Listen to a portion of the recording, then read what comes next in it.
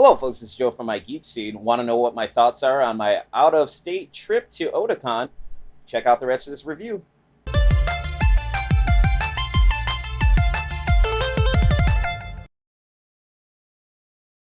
Well, folks, I'm going to be honest with you. It was my first time out of Otakon, and I wrote a lot of notes on it, so I'm going to have to read off of this because, quite frankly, there was just so much going on. Let's start off with how I ended up in Otakon, of all places. It all started with just a random message to rapper IQ, or Chris, if I'm going to be dropping his real name. I just decided to message Chris on a whim, to talk to him about Cowboy Bebop stuff. I was like, hey, dude, do you have the music for Freelance album? And he's like, no, I do not. And I was like, and then we started talking about music. And he asked me what I was doing during Otakon weekend.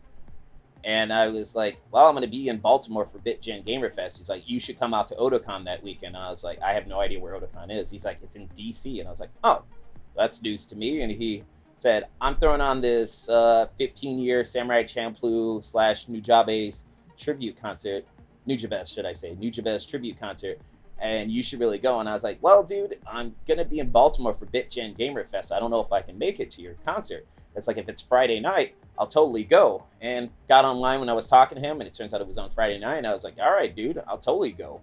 I was like, you think you can get me in? He's like, yeah. And next thing you know, I added it to my itinerary of things to do during my weekend in Baltimore. So that's how I ended up at Otakon. So I have to give a profound thanks to IQ for actually making it all happen. Chris, thank you so much, dude. That was excellent. So, flew into Maryland and ended up going down to from Baltimore down to DC. And I don't know how you folks managed to do it, but my hat's off to you. Traffic's crazy down there. My Lyft driver was cutting off people left and right. And I'm like white knuckling in the back seat of the car, and I'm like, internally, I'm going, I'm very thankful for your aggressive nature and getting me to the place that I want to be, but I am terrified right now. But hats off to you folks down in Maryland. Shout out to you folks. You're all pretty cool in my book, but you can keep your traffic seriously. So, made it down to Otakon on Friday, and I had just missed Chris. We were supposed to meet up in the lobby around 1:30. I ended up getting there about 1:45. And I messaged him, and looked like I was just going to have to wait until his panel at Funimation was done at 3. And I was like, that's cool. I'll just hang out. And actually, Chris sent down his guest handler to personally find me and bring me to the panel. So that actually leads me into the next thing that I went to do. I went in and I checked out the 15-year Samurai Champloo Funimation panel. As I walked into the panel, Shingo 2, who did the Battle Cry theme song, was rapping the theme song with Substantial doing beats in the background as I was walking in. And I'm like, this is mind-blowing enough as is. And I'm getting to see the guy who did Battle Cry to one of my favorite, the Battle Cry theme song to one of my favorite anime series of all time, Samurai Champloo. And I felt it was like a momentous occasion just to check out this whole panel. It had, let's see who I wrote down as the guest. Well, I mentioned Shingo 2. Had Substantial, who worked with Nujabes a lot, and I believe he was the first artist signed to Nujabes' Hideout record label. They had Marcus D, who was a mentee of Nujabes on the panel. IQ, who was the mastermind behind making the whole Nujabes concert, which I'll talk about later, come together. And also, they had 2 voice actors of note. They had Kari Walgren, who was the voice of Fu, and Kirk Thornton, the voice of Jin. Honestly, the only person that was missing from Samurai Champloo trio would be Steve Bloom. But, you know, it just didn't work out that way. But everyone on board was excellent to listen to. And, you know, when I was checking out the panel, it was like your typical panel moderator questions. Since it was a mass group, they weren't able to take questions from the audience, but it was like your typical questions, like first exposure to Samurai Champloo, what was it like to see the anime come together, favorite moment or memory from the show. And I will say a fun fact, Kirk Thornton's son did a rapping bit on one of the episodes. And like the last question was, what does the 15th anniversary of Samurai Champloo mean to you? So typical questions, but it was really cool to learn the insights from the numerous guests on the panel. So after the panel was done, I got to explore Otakon a little bit. So here's a few notes that I made. Seriously, Otakon was probably one of the biggest conventions that I've attended size-wise. I don't believe I've seen an artist alley / vendor's room bigger than the one I experienced at Otakon. It was like huge. The DC Convention Center. It took a while to walk around the place, and it was mind-blowing to see how many people were there and just how big the space was. I went through the gaming area and it was pretty spaced out, and they had a lot to check out. And there was and when I walked through the artist alley, it was mind-blowing to see like cars parked in the artist alley. I usually for like not in the artist alley, like in the dealer's area. Normally, whenever I see cars parked in a convention center, it's usually for like a Comic-Con, but I saw these pretty cool cars decked out with like anime stuff. I believe there was a My Hero Academia one, and there were some other shows that I wasn't familiar with. There was an Initial D one. I was familiar with that one. Haven't watched the show, but was familiar. One of the things that I liked about Otakon is that it had the Guidebook app that you could download to enhance your experience at the convention. I've utilized the Guidebook app at MagFest for the past 2 years, and the great thing about that app is you can get information on all the panels and stuff and the guests. If they type all that stuff into the Guidebook app, you could set alarms and notifications for events that you want to check out, and there's like a little miniature map in there. I just honestly think it is a great addition to any event for the Guidebook app if properly utilized, so I can't complain about that. One of my complaints against Otakon was, since it was my first time there, the layout was confusing. Granted, yes, I had the handheld map. I still couldn't figure it out, and signage could have been a lot better. Granted, yes, there were huge digital displays pointing to certain areas once you got near them, like the photo shoot area, the registration. Just trying to make my way around there was difficult. I had to ask several staff members to point me in the direction. Even they had to look at the map and describe to me how to get to a certain area. For one, I was like on the second floor, and then I was told you'd see a sign pointing to the general area. I was told you had to go down the steps and then take a sharp right, head onto this little alley, and then cut a sharp left to get to like the panel area, which was almost in a different part of the building. But I was just like, this is very confusing. I wish there were better signs, but it is what it is. I made my way around there just fine. So that's probably one of the only complaints that I had about Otakon. Other than that, I had a great time. One of the cool things I got to experience was I got to meet UFC fighter Roxanne Modafferi for a short moment. In my travels, I was on my way to go see my friend Sam Griffin from Sam Griffin Guitar on YouTube. I went to go see him perform, and I thought he was in panel room 6. So I made my way all the way over to panel room 6, and I saw that Roxanne Modafferi, or the Happy Warrior, was going to be doing a panel. She wasn't in the room at the time, and I realized I was at the wrong room, so I was about to head down 2 rooms to panel room 4 to go see Sam perform.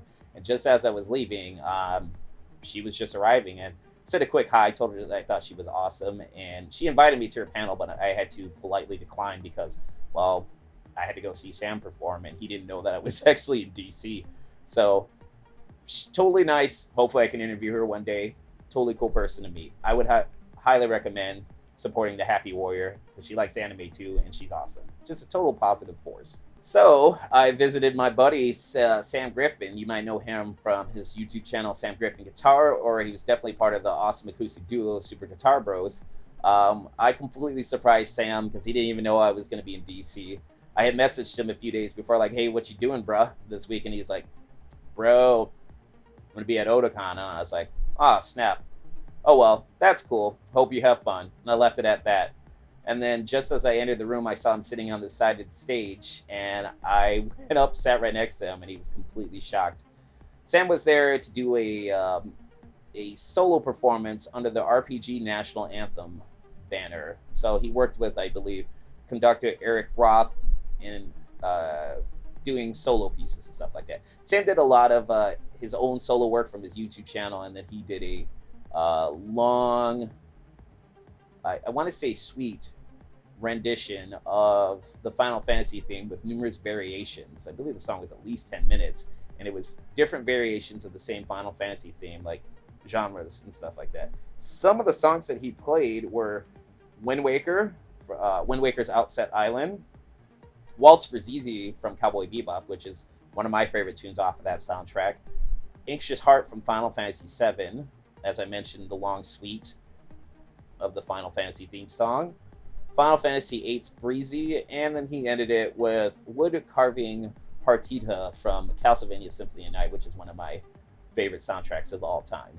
And to say that Sam is a good guitarist is a vast understatement. The dude is amazing at what he does, and I just love his music. I love his personality. He's an awesome free spirit.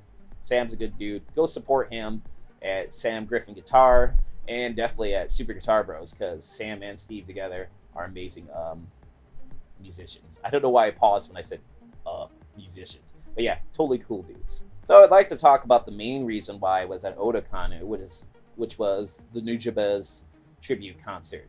The concert honestly was packed with hundreds of people. And when I was walking in before the show, I saw a long line, and I was like, wow, this is a massive support for this event.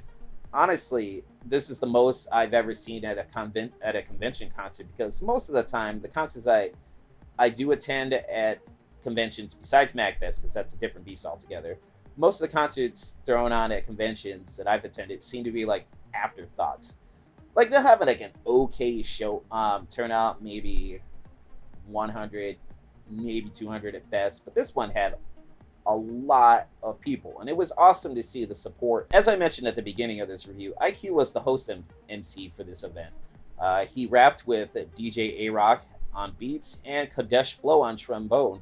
And you know what, the thing I love about Chris's music is, like, everything he writes is from the heart, and you can feel it when you listen to his songs. And like, it's just, he loves preaching, not, I wouldn't say preaching in a bad way, but he loves preaching peace and love, you know, and he wants people to live their dreams. And I just was really touched when I was listening to him perform, and he's just a good dude, and can't complain about that whatsoever. You can't. How could you go wrong talking about peace and unity and love?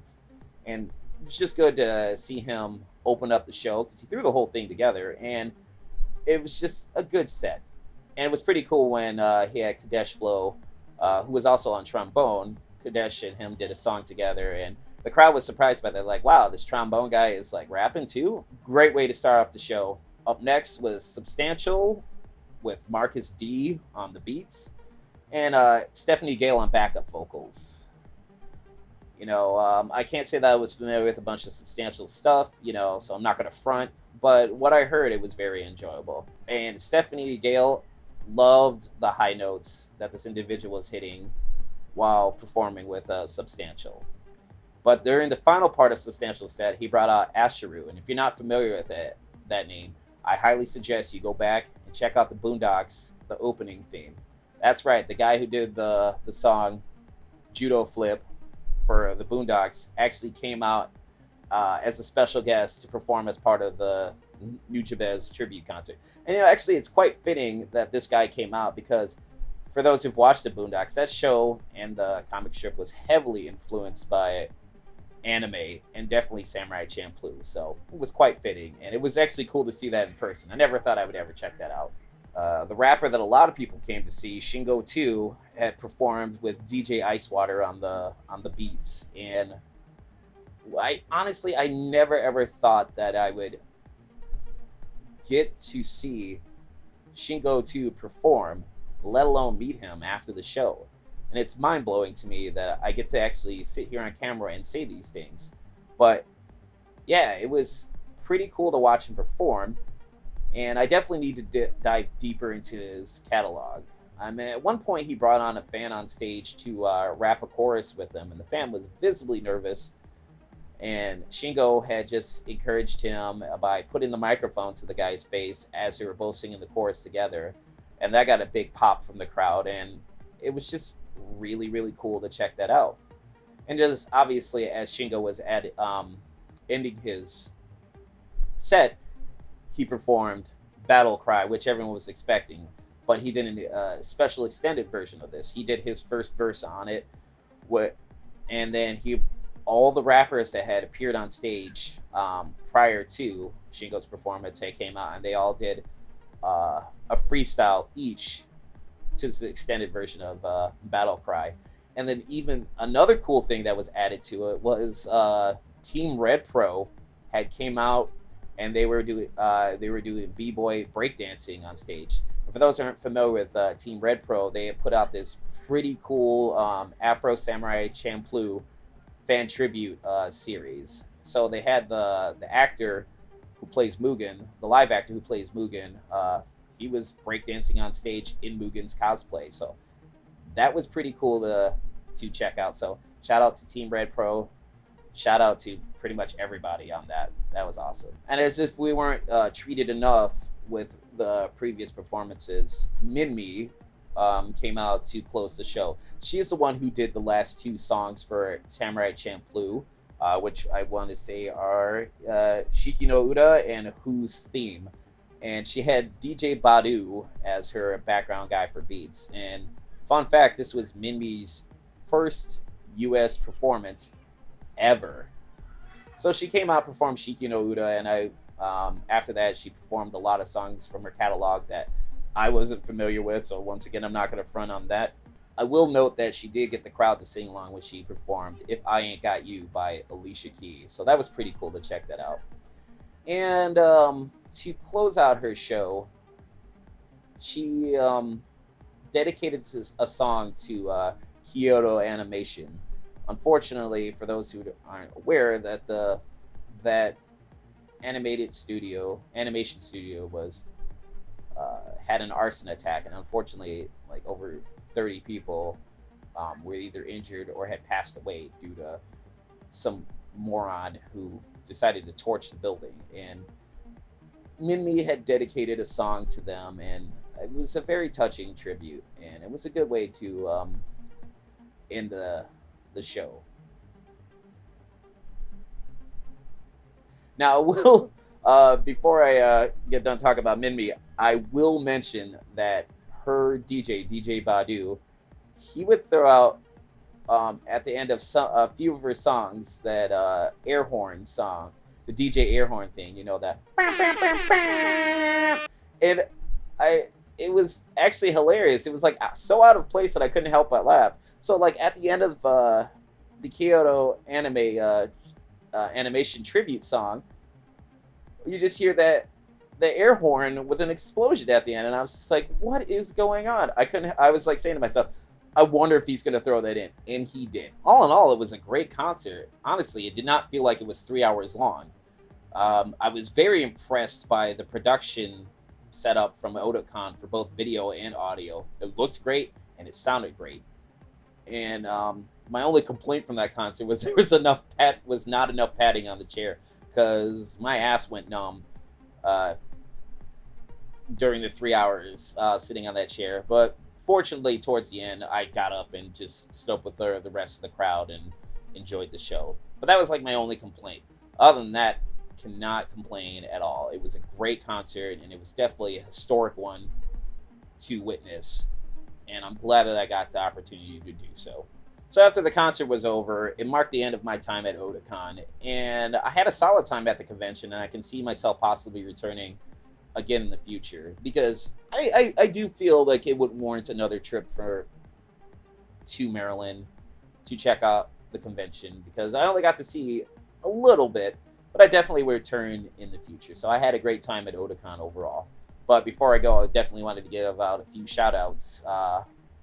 Shout out to IQ. Once again, Chris, thank you for making that whole thing happen and letting me be a part of this momentous concert. It was an amazing time. You're a cool cat, and I gladly will support all that you do. Shout out to Kadesh Flow. It was pretty cool getting to know you a little bit. And yeah, I hope to see more of you in the future. Big shout out to Tony, who was IQ's handler, for, you know, just being an all-around good dude and helping me out. This poor little dude from Grand Rapids and he came and rescued me. Found me in the lobby, took me around, showed me where I needed to go, and he was just super helpful throughout the day. Shout out to him. And massive shout out to Otakon for hosting this awesome concert that I got to witness, and just for seeming like a pretty good convention. So thank you all. Huge shout outs to all of you. You're all pretty cool. Well, folks, this is Joe from My Geek Scene. This was my review on Otakon. It was part one of my awesome weekend in Maryland. Part 2, which is coming up, will be my review on BitGen. So be sure to check that out when that's released. All right, folks, take it easy.